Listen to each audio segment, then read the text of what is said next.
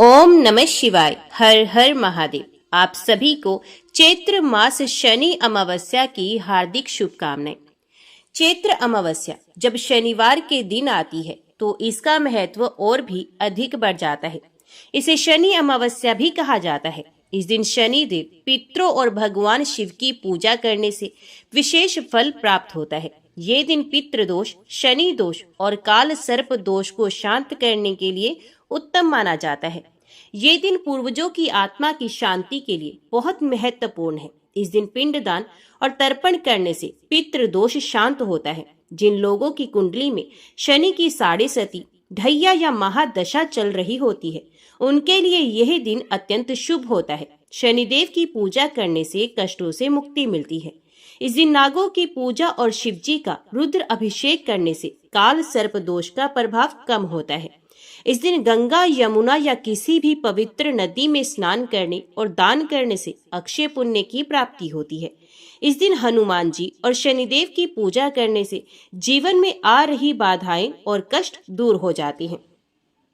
इस दिन गंगा जल से तर्पण करके पितरों को प्रसन्न करें। शनि मंदिर में जाकर तिल का तेल चढ़ाएं और शनि चालीसा का पाठ भी करें।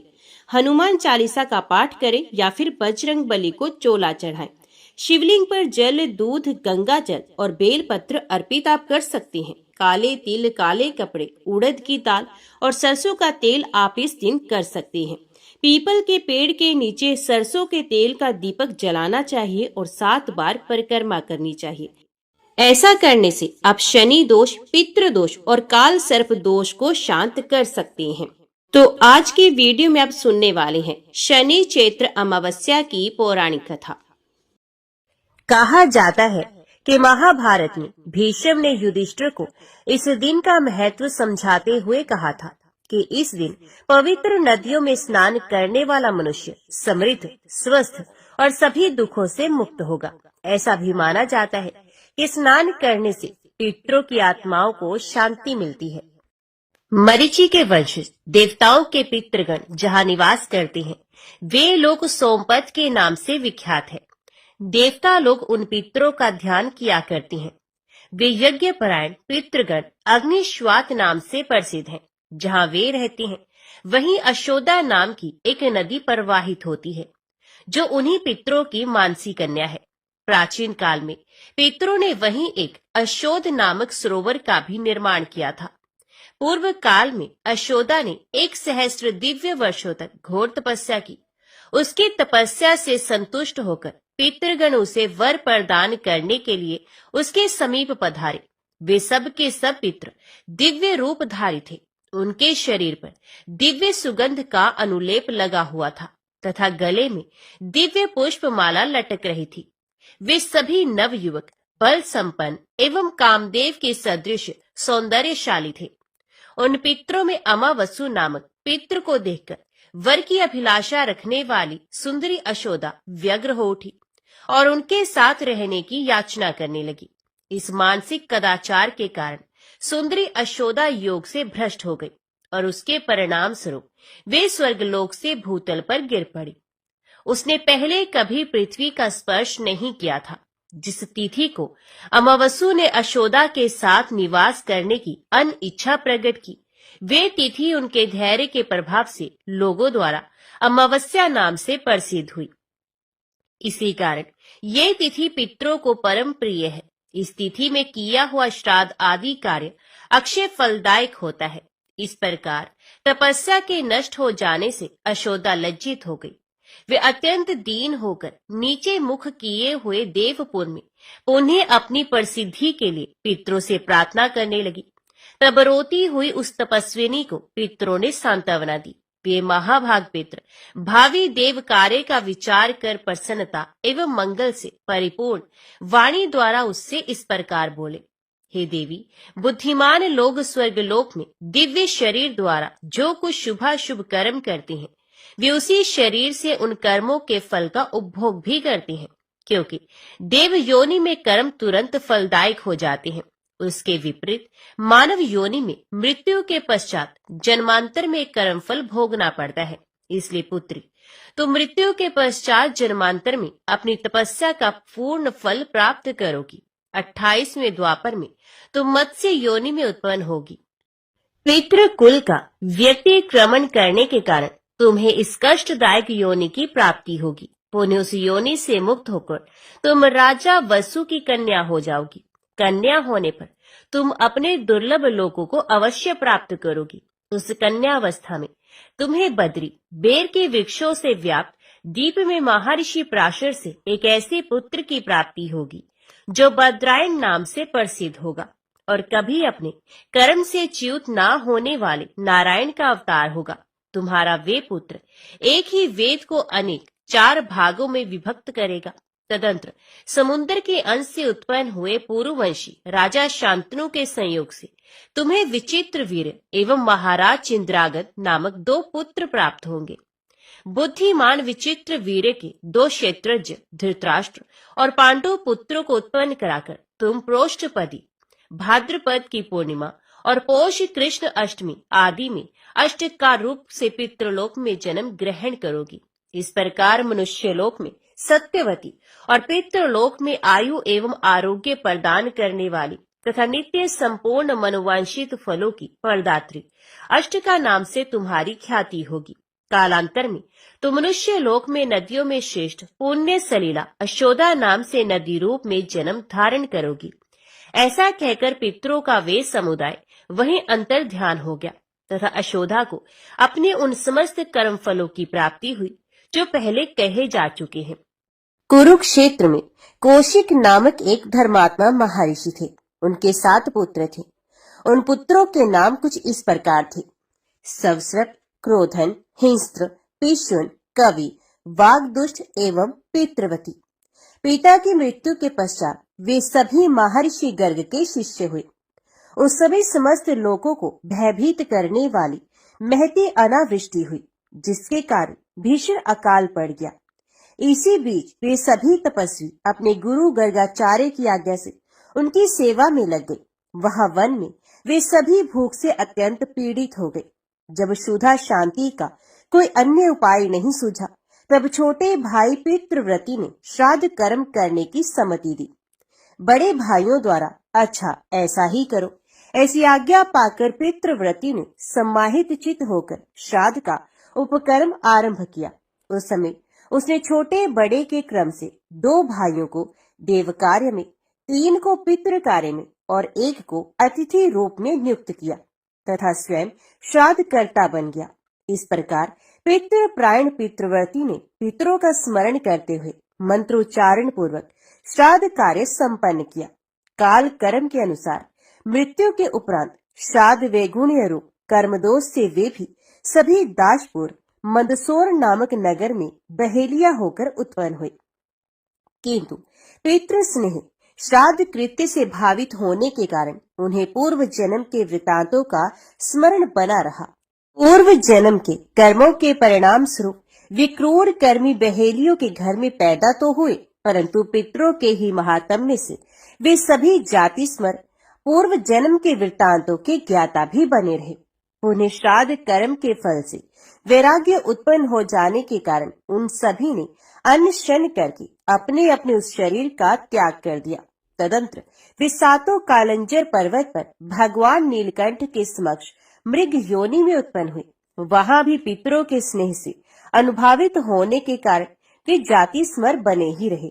उस योनि में भी ज्ञान और वैराग्य उत्पन्न हो जाने के कारण उन लोगों ने तीर्थ स्नान में अनशन करके लोगों के देखते देखते धर्म पूर्वक प्राणों का उत्सर्ग कर दिया। तत्पश्चात उन 7 योग अभ्यासी जनों ने मानसरोवर में चक्रवाक की योनि में जन्म धारण किया। अब आप लोग नाम एवं कर्म अनुसार उन सभी का वृतांत श्रवण कीजिए। इस योनि में उनके नाम है सुमना, कुमुद, शुद्ध, शीघ्रदर्शी, सुनेत्रक, सुनेत्र और अंशुमान। ये 7 योग के पारदर्शी थे। इनमें से अल्प बुद्धि वाले 3 तो योग से भ्रष्ट हो गए और इधर उधर भ्रमण करने लगे। उसी समय एक पांचाल वंशी नरेश, जो महान बल और पराक्रम से संपन्न था तथा जिसके पास अधिक से अधिक सेना और वाहन थे, अपने क्रीड़ा उद्यान में स्त्रियों के साथ अनेकाविध हाव भाव से क्रीड़ा कर रहा था।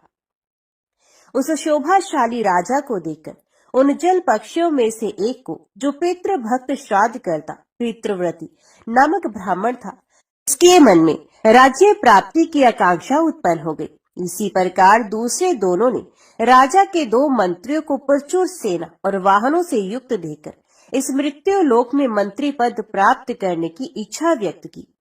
उनमें जो 4 निष्काम थे, वे सभी श्रेष्ठ ब्राह्मण कुल में पैदा हुए। उन तीनों में से पहला राजा विभ्राज के पुत्र रूप में ब्रह्मदत्त नाम से विख्यात हुआ तथा अन्य 2 कंडरीक और सुबालक नाम से मंत्री के पुत्र हुए। राजा विभ्राज की मृत्यु के उपरांत विद्वान पुरोहित ने ब्रह्मदत्त को राज्य पर अभिषिक्त कर दिया। वे पांचाल नरेश ब्रह्मदत्त प्रबल पराक्रमी, सभी शास्त्रों में प्रवीण, योगज्ञ और सभी जंतुओं की बोली का ज्ञाता था। देवल की सुंदरी कन्या, जो सनती नाम से विख्यात थी, राजा ब्रह्मदत्त की पत्नी हुई। वे ब्रह्मवादिनी थी। उस पत्नी के साथ रहकर राजकुमार ब्रह्मदत्त राज्य भार संभालने लगा। एक बार राजा ब्रह्मदत्त अपनी पत्नी सनती के साथ भ्रमण करने के लिए उद्यान में गया। वहां उसने काम कलह से व्याकुल एक कीट दंपत्ति चींटा चींटी को देखा। वह कीट, जिसका शरीर कामदेव के बाणों से संतप्त हो उठा था, चारों ओर से चींटी से अनुनय विनय करता हुआ गदगद वाणी में बोला, प्रिय, इस जगत में तुम्हारे समान सुंदरी स्त्री कहीं कोई भी नहीं है। तुम्हारा कट प्रदेश पतला और जंघे मोटे हैं। तुम स्तनों के भारी भार से विनम्र होकर चलने वाली, स्वर्ण के समान गौर वर्णा, सुंदर कमर वाली, मृदु भाषणी, मनोहर हास्य से युक्त, भली भांति लक्ष्य को भेदन करने वाले नेत्रों और जीभ से संवेद तथा गुड़ और शक्कर की प्रेमी हो। तुम मेरे भोजन कर लेने के पश्चात भोजन करती हो तथा मेरे स्नान कर लेने पर स्नान करती हो। इसी प्रकार मेरे परदेश चले जाने पर तुम दीन हो जाती हो और क्रुद्ध होने पर भयभीत हो उठती हो। कल्याणी, बताओ तो सही, तुम किस कारण क्रोध से मुंह फुलाए बैठी हो?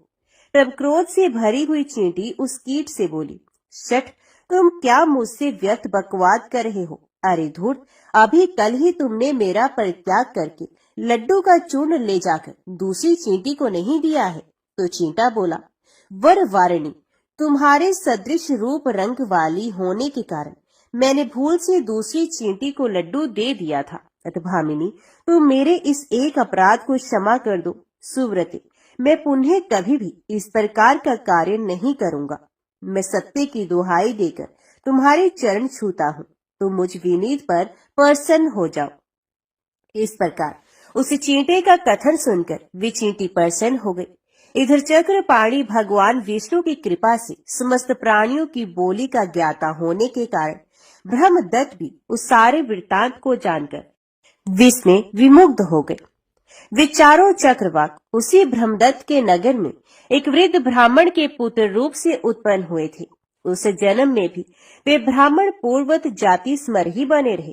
उस समय उनके धृतिमान, तत्वदर्शी, विद्याचंड और तपोत्सुक ये 4 नाम थे। वे कर्म अनुसार एक अत्यंत सुदृढ़, उस ब्राह्मण का नाम भी सुदृढ़ था, ब्राह्मण के पुत्र थे। बचपन में ही इन ब्राह्मणों की बुद्धि तपस्या की ओर प्रवृत्त हो गई। तब ये द्विज श्रेष्ठ पिता से प्रार्थना करते हुए बोले, पिताजी, हम लोग तपस्या करके परम सिद्धि प्राप्त करना चाहते हैं।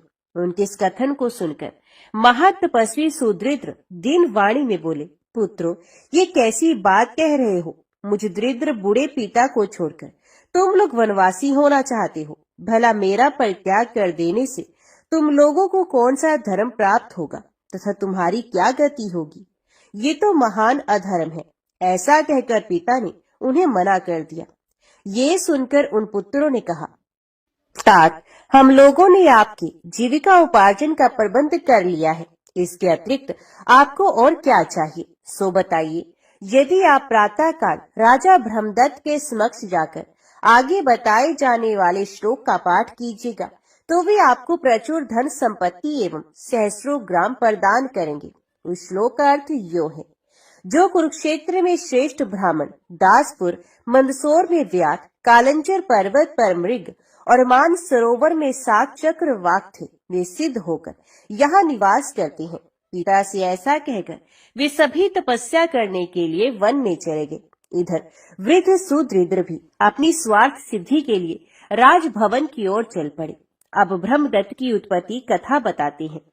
पूर्व काल में पांचाल देश के एक अणहु नामक नरेश हो गए हैं, जो विभ्राट के पुत्र थे। वे पुत्र प्राप्ति की कामना से कठोर व्रत में तत्पर होकर सामर्थ्यशाली एवं सर्वव्यापक देव देवेश्वर श्री नारायण श्री हरि की आराधना करने लगे। तत्पश्चात अधिक काल व्यतीत होने पर भगवान जनार्दन उनकी आराधना से प्रसन्न हुए और उनके समक्ष प्रकट होकर बोले, राजन, तुम्हारा कल्याण हो। अब तुम अपना मनोवांछित वरदान मांग लो। भगवान विष्णु के ऐसा कहने पर राजा ने उत्तम वर की याचना करते हुए कहा, देवेश, मुझे ऐसा पुत्र प्रदान कीजिए जो महान बल पराक्रम से संपन्न, संपूर्ण शास्त्रों का पारगामी विद्वान, धार्मिक, श्रेष्ठ योगी, संपूर्ण प्राणियों की बोली का ज्ञाता और योग अभ्यासी हो। भगवान, मुझे ऐसा ही औरस पुत्र प्रदान कीजिए। ये सुनकर विश्वात्मा परमेश्वर राजा से ऐसा ही हो यो कहकर समस्त देवताओं के देखते देखते वहां से अंतर ध्यान हो गए। तदंतर समय अनुसार वही प्रतापी ब्रह्मदत्त उस राजा अणहु का पुत्र हुआ, जो आगे चलकर संपूर्ण जीवों पर दयालु, समस्त प्राणियों में अमित, बल संपन्न, संपूर्ण प्राणियों की भाषा का ज्ञाता और समस्त प्राणियों के राजाधिराज सम्राट हुआ। तत्पश्चात जहाँ वे कीट दंपत्ति बातें करते हुए स्थित थे, वहां पहुंचने पर चींटे की काम चेष्टा को देखकर योग आत्मा ब्रह्मदत्त को हंसी आ गई। राजा को हंसते देखकर महारानी सनती आश्चर्यचकित हो उठी और मन में किसी भावी अनर्थ की आशंका करके नरेश्वर ब्रह्मदत्त से प्रश्न कर बैठी। सनती ने पूछा, राजन, अकस्मात आपका ये अट्टहास किस लिए हुआ है? इस समय मैं आपको ये हंसी आई है, इस हास्य का कारण मैं नहीं समझ पा रही। तब राजकुमार ब्रह्मदत्त ने महारानी सनती से चींटे चींटे के उस सारे वार्तालाप को सुनाते हुए कहा, वरानने, इनके प्रेमालाप पूर्ण वचनों को सुनने से मुझे ऐसी हंसी आ गई। मेरी हंसी के विषय में कोई अन्य कारण नहीं है, परंतु रानी सनती ने राजा के उस कथन पर विश्वास नहीं किया और कहा, राजन, आपका ये कथन सरासर असत्य है। अभी अभी आपने मेरे ही किसी विषय को लेकर हास्य किया है, अतः मैं अब जीवन धारण नहीं करूंगी। भला देवताओं के अतिरिक्त मृत्यु लोक निवासी प्राणी चींटे चींटे की वार्तालाप को कैसे जान सकता है? इसलिए यहाँ आपने मेरी ही हंसी उड़ाई है, इसके अतिरिक्त और क्या हो सकता है? रानी की बात सुनकर निष्पाप राजा ब्रह्मदत्त कुछ उत्तर ना दे सके। फिर इस रहस्य को जानने की इच्छा से वे श्री हरि के समक्ष नियम पूर्वक आराधना करते हुए 7 रात तक बैठे रहे। अंत में भगवान ऋषिकेश ने स्वप्न में राजा से कहा, राजन, प्रातः काल तुम्हारे नगर में घूमता हुआ एक वृद्ध ब्राह्मण जो कुछ कहेगा, उसके उन वचनों से तुम्हें सारा रहस्य ज्ञात हो जाएगा। यो कहकर भगवान विष्णु अंतर ध्यान हो गए। तदंतर प्रातः काल जब राजा ब्रह्मदत्त अपनी पत्नी और दोनों मंत्रियों के साथ नगर से निकल रहे थे, उसी समय उन्होंने अपने समक्ष आते हुए उस वृद्ध ब्राह्मण को देखा, जो इस प्रकार कह रहा था, जो पहले कुरुक्षेत्र में श्रेष्ठ ब्राह्मण के रूप में, दासपुर में व्याध के रूप में, कालंचर पर्वत पर मृग योनि में और मान सरोवर में 7 चक्रवाक के रूप में उत्पन्न हुए थे, वे ही व्यक्ति अब सिद्ध होकर यहाँ निवास कर रहे हैं।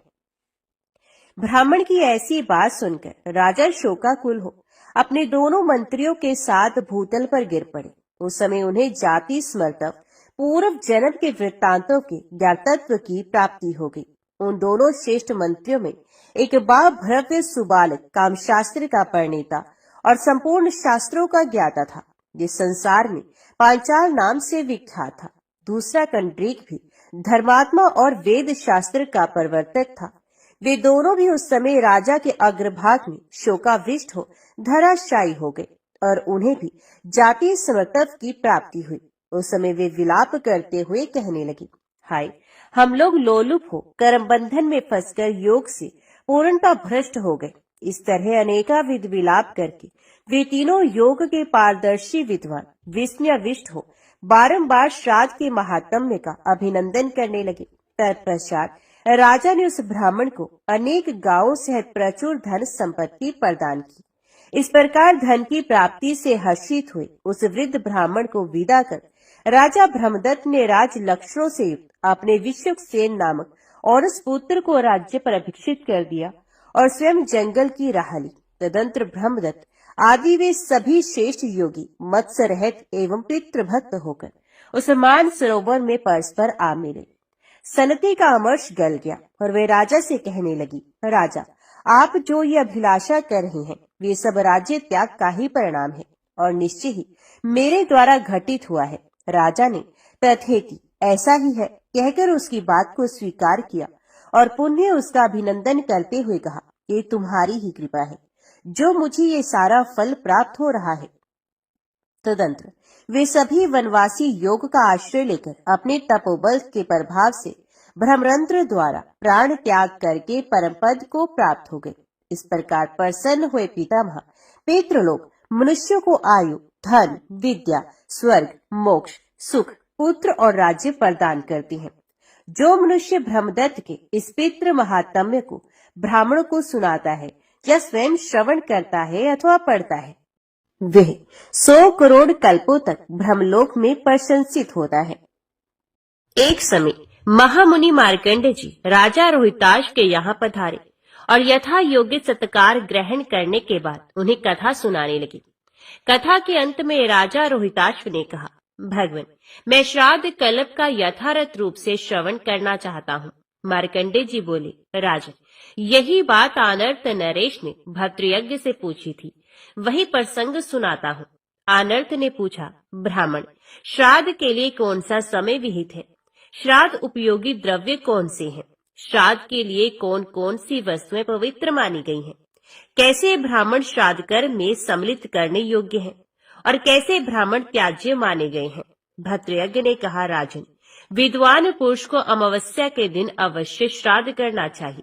क्षुधा से शीर्ण हुए पितृ श्राद्ध अन्न की आशा से अमावस्या तिथि के आने की प्रतीक्षा करते रहते हैं। जो अमावस्या तिथि को जल या शाक से भी श्राद्ध करता है उसके पितृ तृप्त होते हैं और उसके समस्त पातकों का नाश हो जाता है। आनर्त ने पूछा, ब्राह्मण, विशेषत अमावस्या को श्राद्ध करने का विधान क्यों है? मरे हुए जीव तो अपने कर्म अनुसार शुभाशुभ गति को प्राप्त होते हैं, फिर श्राद्ध काल में वे अपने पुत्र के घर कैसे पहुंच पाते हैं? भद्रयज्ञ ने कहा, महाराज, जो लोग यहाँ मरते हैं उनमें से कितने ही इस लोक में जन्म ग्रहण करते हैं और कितने ही पुण्य आत्मा स्वर्गलोक में स्थित होती हैं और कितने ही पाप आत्मा जीव यमलोक के निवासी हो जाते हैं। कुछ जीव भोग अनुकूल शरीर धारण करके अपने किए हुए शुभ या अशुभ कर्म का उपभोग करती हैं। राजन, यमलोक या स्वर्गलोक में रहने वाले पितरों को भी तब तक भूख प्यास अधिक होती है जब तक कि वे माता या पिता से 3 पीढ़ी के अंतर्गत रहते हैं। जब तक वे श्राद्ध कर्ता पुरुष के मातामह, परमातामह या वृद्ध परमातामह एवं पिता, पितामह या परपितामह पद पर रहते हैं, तब तक श्राद्ध भाग ग्रहण करने के लिए उनमें भूख प्यास की अधिकता होती है।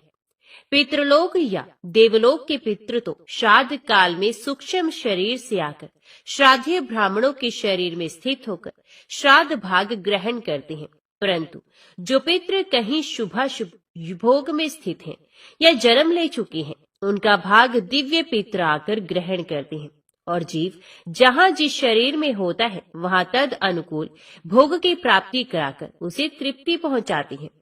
ये दिव्य पितृ नित्य एवं सर्वज्ञ होती हैं। पितरों के उद्देश्य से सदा ही अन्न और जल का दान करते रहना चाहिए। जो नीच मानव पितरों के लिए अन्न और जल ना देकर आप ही भोजन करता या जल पीता है, वे पितरों का द्रोही है। उसके पितृ स्वर्ग में अन्न और जल नहीं पाते हैं, इसलिए शक्ति के अनुसार अन्न और जल उनके लिए अवश्य देने चाहिए। श्राद्ध द्वारा तृप्त किए हुए पितृ मनुष्य को मनोवांछित भोग प्रदान करते हैं।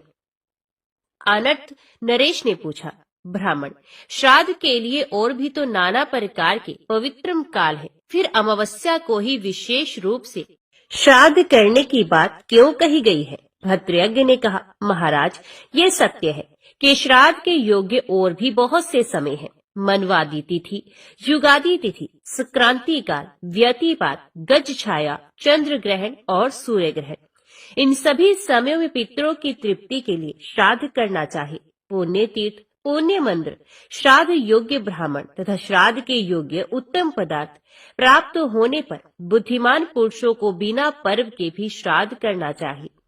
अमावस्या को जो विशेष रूप से श्राद्ध करने का आदेश दिया गया है, इसका कारण बताता हूँ। एकाग्रचित होकर सुनो। सूर्य की सहस्रों किरणों में जो सबसे प्रमुख है, उसी का नाम अमा है। उस अमा नामक प्रधान किरण के ही तेज से सूर्य देव तीनों लोकों को प्रकाशित करते हैं। उसी अमा में तिथि विशेष को चंद्रदेव निवास करते हैं, इसलिए उसका नाम अमावस्या है। यही कारण है कि अमावस्या प्रत्येक धर्म कार्य के लिए अक्षय फल देने वाली बताई गई है। श्राद्ध कर्म में तो इसका विशेष महत्व है ही। अग्निश्वात, बहिष्वित, आजप्य, सोमप, रश्मिप, उपहोत, अयुंतुक, श्राद्धभुक तथा अन्नादिमुख, ये 9 दिव्य पितृ बताए गए हैं। आदित्य, वसु, रुद्र तथा दोनों अश्विनी कुमार भी केवल नांदीमुख पितरों को छोड़कर शेष सभी को तृप्त करते हैं। ये पितृगण ब्रह्मा जी के समान बताए गए हैं। अथ पद्म योनि ब्रह्मा जी उन्हें तृप्त करने के पश्चात सृष्टि कार्य आरंभ करते हैं। इनके सिवा दूसरे भी ऐसे मृत्यु पितृ होते हैं जो स्वर्गलोक में निवास करते हैं। वे 2 प्रकार के देखे जाते हैं, एक तो सुखी और दूसरे दुखी। मृत्युलोक में रहने वाले वंशज जिनके लिए श्राद्ध करते और दान देते हैं, वे सभी वहां हर्ष में भरकर देवताओं के समान प्रसन्न होते हैं। जिनके लिए उनके वंशज कुछ भी दान नहीं करते, वे भूख प्यास से व्याकुल और दुखी देखे जाते हैं। एक समय की बात है, अग्निश्वात आदि सभी पितृ देवराज इंद्र के पास गए। महाराज, इंद्र ने उन्हें आया देख संपूर्ण देवताओं के साथ भक्ति पूर्वक उनका पूजन किया। इसके बाद जब वे देव दुर्लभ पितृलोक को जाने लगे, तब क्षुधा पिपासा से पीड़ित रहने वाले मृत्यु पितरों ने दिव्य स्तोत्रों से, पितृ सूक्त के मंत्रों से तथा पितरों को संतुष्ट करने वाले अन्यान्य वैदिक स्तोत्रों से उन सबकी स्तुति करके दीनतापूर्ण वचनों द्वारा उन्हें प्रसन्न किया। तब वे दिव्य पितर प्रसन्न होकर उनसे बोले, सुव्रतो, हम सब तुम लोगों पर प्रसन्न हैं, बोलो तुम क्या चाहते हो। मृत्यु पितृ बोले, दिव्य पितृगण, हम मनुष्यों के पितर हैं। अपने कर्मों द्वारा मृत्युलोक से स्वर्गलोक में आकर देवताओं के साथ निवास करते हैं, परंतु यहाँ हमें अत्यंत भयंकर भूख और प्यास का कष्ट होता है। जान पड़ता है हम आग में जल रहे हैं। यहाँ के नंदन आदि वनों में बड़े सुंदर सुंदर वृक्ष हैं, सब में फल लगे हैं, परंतु उन फलों को जब हम हाथ में लेते हैं और यत्न पूर्वक जोर जोर से खींचते हैं, तो भी वे डाली से टूटकर अलग नहीं होते। प्यास से पीड़ित होकर यदि हम देव नदी गंगा का जल हाथ में उठाते हैं और पीते हैं, तब हमारे हाथ में उस जल का स्पर्श ही नहीं होता। इस स्वर्गलोक में कोई खाता पीता नहीं दिखाई देता, अतः यहाँ का निवास हमारे लिए अत्यंत भयंकर हो गया है। यहाँ जो देवता और ग्रह आदि हैं, ये सब विमान में बैठे हुए पर संचित दिखाई देते हैं। इन्हें भूख प्यास का कष्ट नहीं है। ये अनेक प्रकार के भोगों से संपन्न है। क्या हम सब लोग भी कभी ऐसे हो सकेंगे? भूख प्यास के कष्ट से रहित हो परम संतोष पा सकेंगे? दिव्य पितरों ने कहा, इंद्र आदि केवल दूसरे दूसरे कार्य में व्यग्र होकर जब हमारे लिए श्राद्ध नहीं करते, दान नहीं देते, तब हम लोगों की भी ऐसी ही कष्टपूर्ण दशा हो जाती है। उस समय हम वहां से आकर देवताओं से कहते हैं, प्रार्थना करते हैं। उसके बाद जब वे लोग श्राद्ध तर्पण द्वारा हमें तृप्त करते हैं, तब हमें तृप्ति प्राप्त होती है। इसी प्रकार तुम लोगों के जो वंशज एकाग्रचित हो तुम्हारे लिए श्राद्ध का दान देते हैं, उससे तुम लोग भी क्यों नहीं तृप्त होगे? अब परमादि वंशज पितरों का तर्पण नहीं करते, तब उनके पितृ स्वर्ग में रहने पर भी भूख प्यास से व्याकुल हो जाते हैं। फिर जो यमलोक में पड़े हुए हैं, उनके कष्ट का तो कहना ही क्या। इतना कहकर दिव्य पितरों ने मृत्यु पितरों को साथ ले ब्रह्मा जी के समीप गमन किया और उनकी तथा अपनी शाश्वत तृप्ति के लिए उपाय पूछा। तब ब्रह्मा जी ने कहा, पितरों, यदि मनुष्य पिता, पितामह और परपितामह के उद्देश्य से तथा मातामह, परमातामह और वृद्ध परमातामह के उद्देश्य से श्राद्ध तर्पण करेंगे, तो उतने से ही उनके पिता और मातामह से लेकर मुझ तक सभी पितृ तृप्त हो जाएंगे। जिस अन्न से मनुष्य अपने पितरों की तुष्टि के लिए श्रेष्ठ ब्राह्मणों को तृप्त करेगा और उसी से भक्ति पूर्वक पितरों के निमित्त पिंडदान भी देगा, उससे तुम्हें सनातन तृप्ति प्राप्त होगी।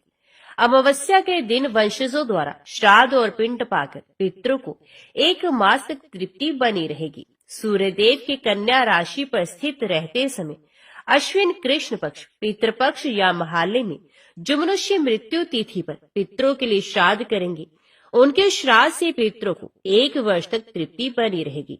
उस समय शाक के द्वारा भी जो तुम्हारा श्राद्ध नहीं करेगा, वे धनहीन चांडाल होगा। जो मनुष्य उसके साथ बैठना, सोना, खाना, पीना, छूना, छुलाना अथवा वार्तालाप आदि व्यवहार करेंगे, वे भी महापापी माने जाएंगे। उनके संतान की वृद्धि नहीं होगी, किसी प्रकार भी उन्हें सुख और धन धान्य की प्राप्ति नहीं होगी। यदि मनुष्य गया शीर्ष में जाकर 1 बार भी श्राद्ध कर देंगे, तो उसके प्रभाव से तुम सभी पितृ सदा के लिए तृप्त हो जाओगे।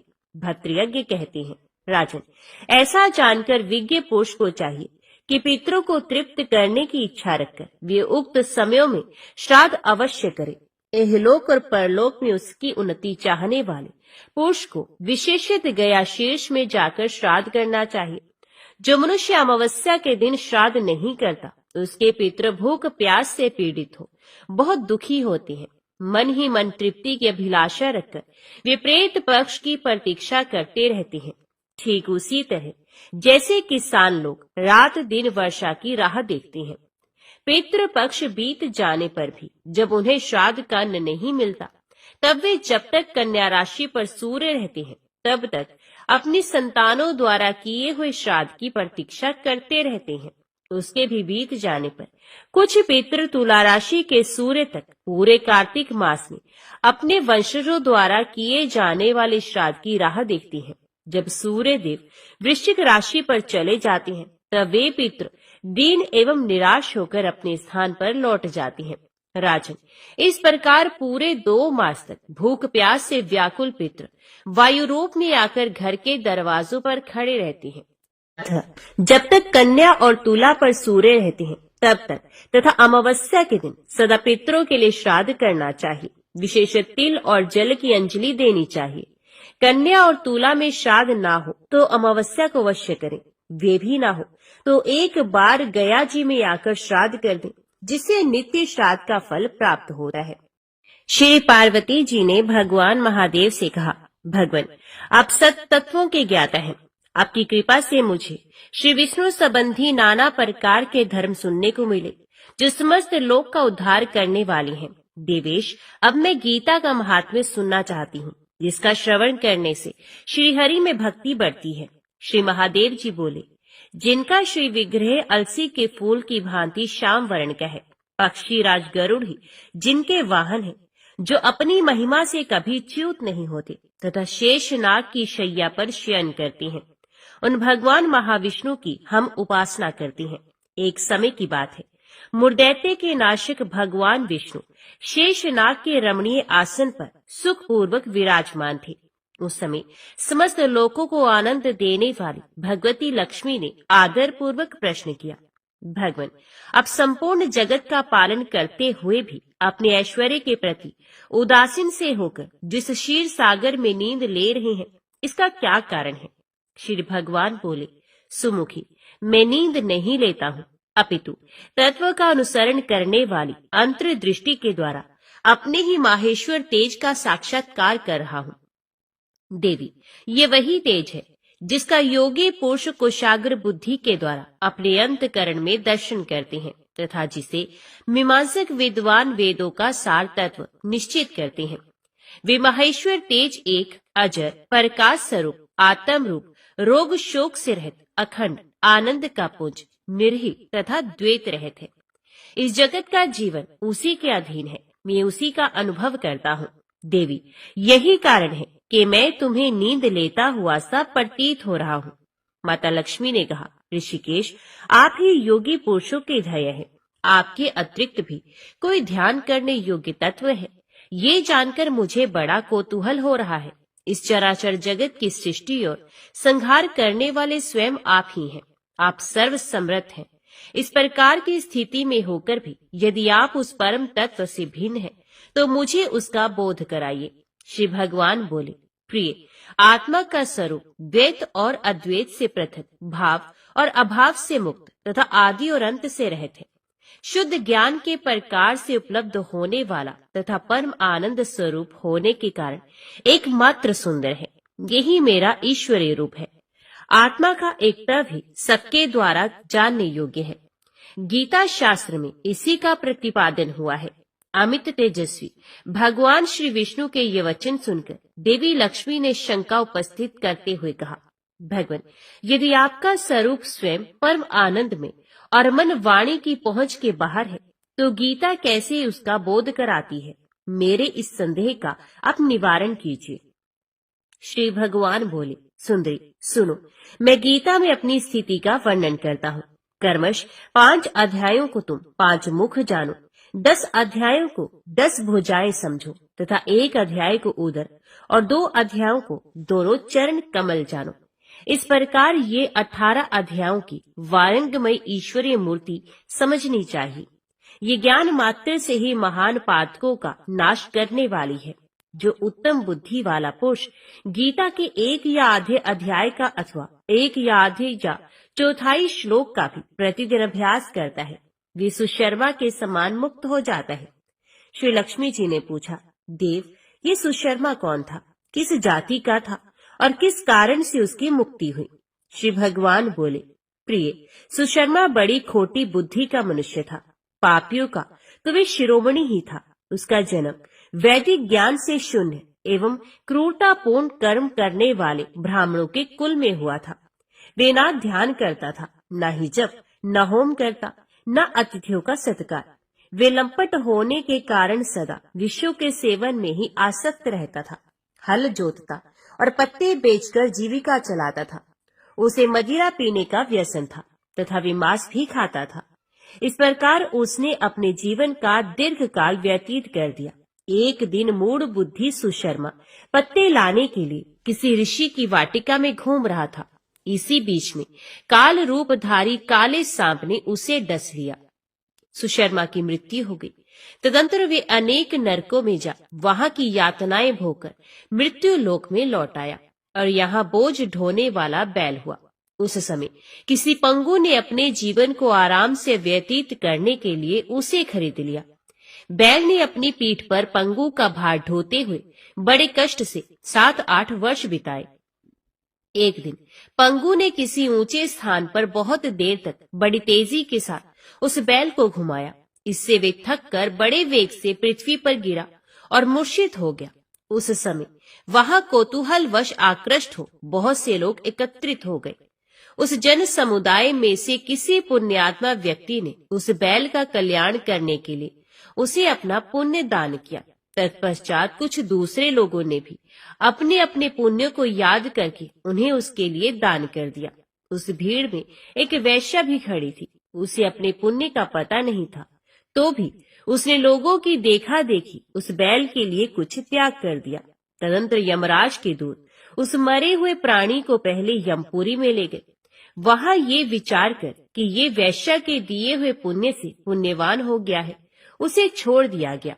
फिर वे भूलोक में आकर उत्तम कुल और शील वाले ब्राह्मणों के घर में उत्पन्न हुआ। उस समय भी उसे अपने पूर्व जन्म की बातों का स्मरण बना रहा।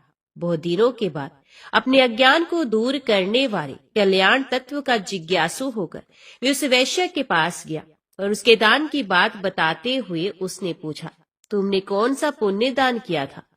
वैश्य ने उत्तर दिया, वे पिंजरे में बैठा हुआ तोता प्रतिदिन कुछ पढ़ता रहता है, उससे मेरा अंतकरण पवित्र हो गया। उसी का पुण्य मैंने तुम्हारे लिए दान किया था।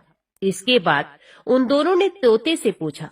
तब उस तोते ने अपने पूर्व जन्म का स्मरण करके प्राचीन इतिहास कहना आरंभ किया। शुक बोला, पूर्व जन्म में मैं विद्वान होकर भी विद्वता के अभिमान से मोहित रहता था। मेरा राग द्वेष इतना बढ़ गया था कि मैं गुणवान विद्वानों के प्रति भी ईर्ष्या भाव रखने लगा। फिर समय अनुसार मेरी मृत्यु हो गई और मैं उन को घृणित लोकों में भटकता रहा। उसके बाद इस लोक में आया। सदगुरु की अत्यंत निंदा करने के कारण तोते के कुल में मेरा जन्म हुआ। पापी होने के कारण छोटी अवस्था में ही मेरे माता पिता से वियोग हो गया। एक दिन मैं ग्रीष्म ऋतु में तपे हुए मार्ग पर पड़ा था। वहां से कुछ श्रेष्ठ मुनि मुझे उठा लाए और महात्माओं के आश्रम के भीतर एक पिंजरे में उन्होंने मुझे डाल दिया। वहीं मुझे पढ़ाया गया। ऋषियों के बालक बड़े आदर के साथ गीता के प्रथम अध्याय की आवृत्ति करते थे। उन्हीं से सुनकर मैं भी बारंबार पाठ करने लगा। इसी बीच में एक चोरी करने वाले बहेलिये ने मुझे वहां से चुरा लिया। तत्पश्चात इस देवी ने मुझे खरीद लिया। यही मेरा वृत्तांत है, जिसे मैंने आप लोगों से बता दिया। पूर्व काल में मैंने इस प्रथम अध्याय का अभ्यास किया था, जिससे मैंने अपने पाप को दूर किया है। फिर उसी से इस वैश्य का भी अंतकरण शुद्ध हुआ है और उसी के पुण्य से ये द्विज श्रेष्ठ सुशर्मा भी पाप मुक्त हुए हैं। इस प्रकार परस्पर वार्तालाप और गीता के प्रथम अध्याय के महात्म्य की प्रशंसा करके वे तीनों निरंतर अपने अपने घर पर गीता का अभ्यास करने लगे।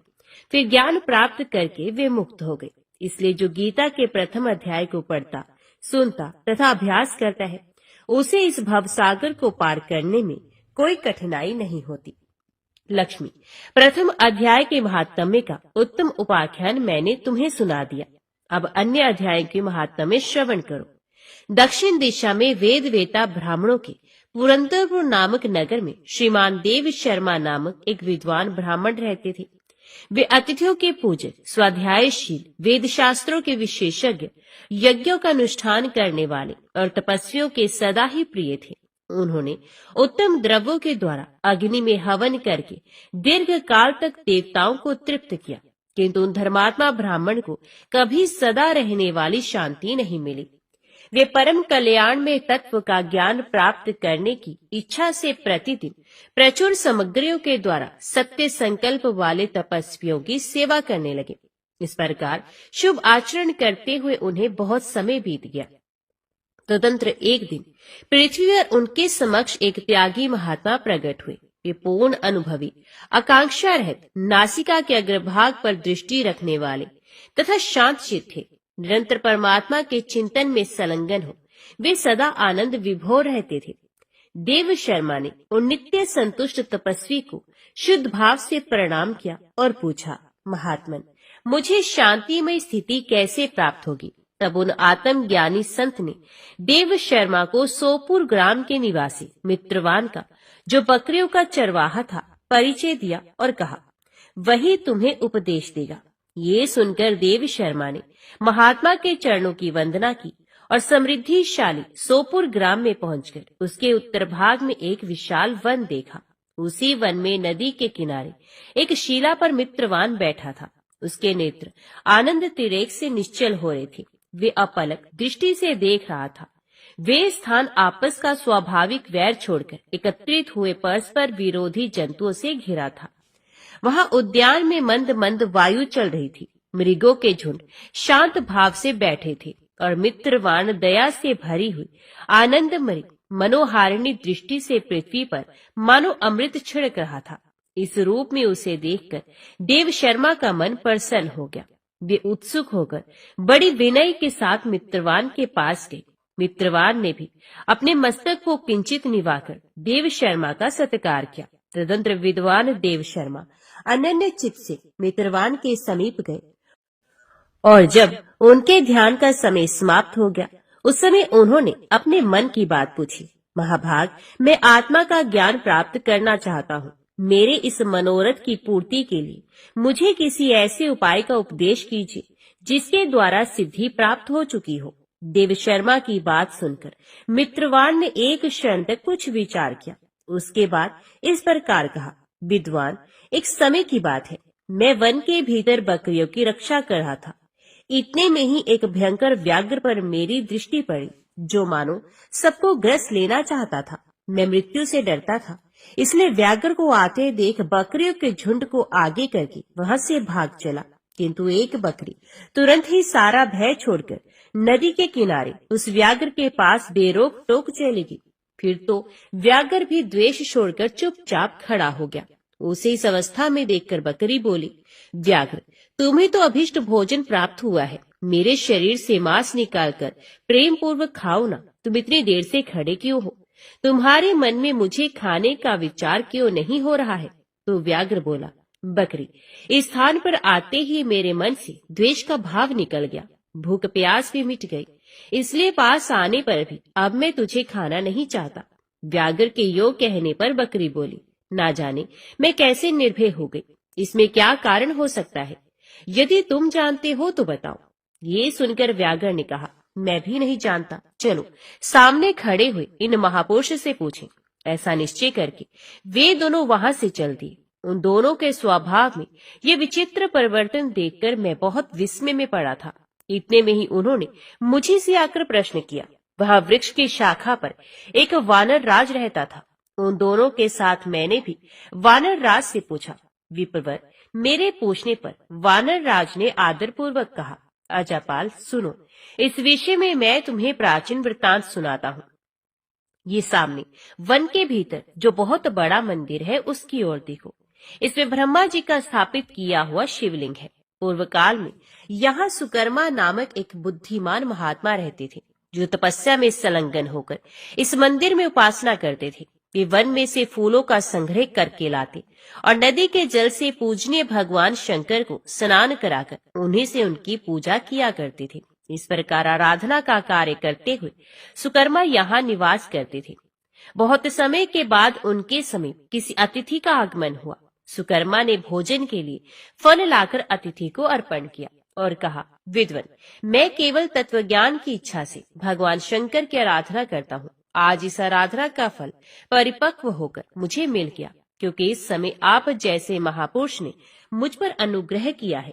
सुकर्मा के ये मधुर वचन सुनकर तपस्या के धनी महात्मा अतिथि को बड़ी प्रसन्नता हुई। उन्होंने एक शिलाखंड पर गीता का दूसरा अध्याय लिख दिया और ब्राह्मण को उसके पाठ एवं अभ्यास के लिए आज्ञा देते हुए कहा, ब्राह्मण, इससे तुम्हारा आत्मज्ञान संबंधी मनोरथ अपने आप सफल हो जाएगा। यो कहकर वे बुद्धिमान तपस्वी सुकर्मा के सामने ही उनके देखते देखते अंतर ध्यान हो गए।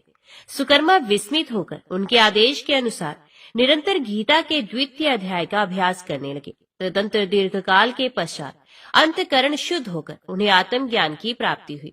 फिर वे जहाँ जहाँ भी गए वहाँ वहाँ का तपोवन शांत हो गया। उनमें शीत उष्ण और राग द्वेष आदि की बाधाएं दूर हो गई। इतना ही नहीं, उन स्थानों में भूख प्यास का कष्ट भी जाता रहा तथा भय का सर्वथा अभाव हो गया। ये सब द्वितीय अध्याय का जप करने वाले सुकर्मा ब्राह्मण की तपस्या का ही प्रभाव समझो। मित्रवान कहता है, वानर राज के यो कहने पर मैं प्रसन्नता पूर्वक बकरी और व्याघ्र के साथ उस मंदिर की ओर गया, जहाँ जाकर शिलाखंड पर लिखे हुए गीता के द्वितीय अध्याय को मैंने देखा और पढ़ा। उसी की आवृत्ति करने से मैंने तपस्या का पार पा लिया है। अथ भद्रपुरुष, तुम भी सदा द्वितीय अध्याय की ही आवृत्ति किया करो। ऐसा करने पर मुक्ति तुमसे दूर नहीं रहेगी। श्री भगवान कहते हैं, प्रिय मित्रवान के इस प्रकार आदेश देने पर देव शर्मा ने उसका पूजन किया और उसे प्रणाम करके पुरंदरपुर की राह ली। वहाँ किसी देवालय में पूर्वोक्त आत्मज्ञानी महात्मा को पाकर उन्होंने ये सारा वृतांत निवेदन किया और सबसे पहले उन्हीं से द्वितीय अध्याय को पढ़ा। उनसे उपदेश पाकर शुद्ध अंतकरण वाले देव शर्मा प्रतिदिन बड़ी श्रद्धा के साथ द्वितीय अध्याय का पाठ करने लगे। तब से उन्होंने प्रशंसा के योग्य परम पद को प्राप्त कर लिया। ओम नमो भगवते वासुदेवाय नमः।